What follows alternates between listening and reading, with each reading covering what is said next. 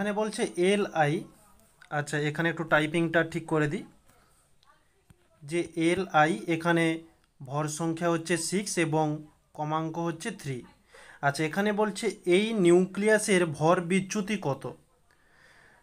তো আমরা এখান থেকে এই পারমাণবিক সংখ্যা অর্থাৎ জেড সমান লিখতে পারি 3 এবং ভর সংখ্যা এ সমান লিখতে পারি 6। ওকে, তারপরে আমাদের প্রশ্নে বলছে এমপি মানে প্রোটনের ভর বলছে 1.00727 ইউ এবং এমএন এর মান দেওয়া রয়েছে এবং নিউক্লিয়াসের ভর। আচ্ছা, এই নিউক্লিয়াসের ভরটা কি? নিউক্লিয়াসের ভর এটা হচ্ছে ক্যাপিটাল এম সমান 6.001,505। তো এইসব মানগুলো আমাদের দেওয়া রয়েছে। ভর বিচ্যুতি মানে ডেল এম এর মানটি আমাদের জিজ্ঞাসা করেছে। তো এর সূত্রটি আমরা কি জেনেছি কিছুক্ষণ আগে, যে ডেল এম সমান Z MP plus A minus Z M N bracket close minus capital M. তো এখানে জেড এর মান কত 3 ইন্টু এমপি এর মান কত আমাদের প্রশ্নে দেওয়া রয়েছে 1.00727 প্লাস এ এর মান কত 6 মাইনাস জেড এর মান কত 3। তো এম এর মান কত?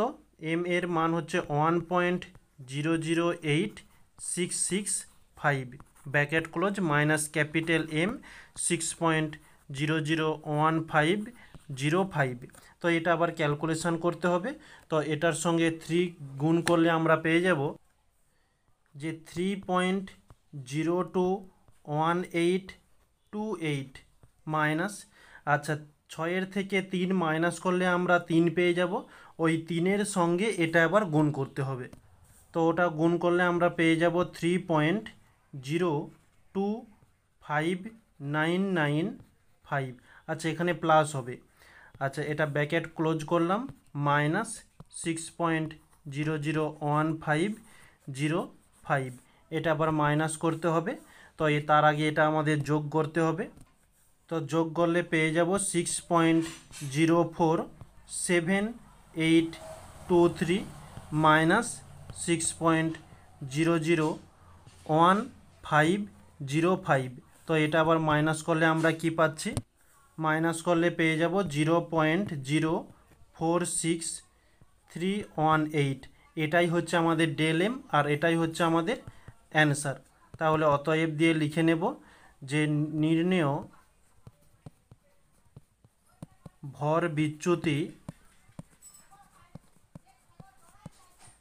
0.046318।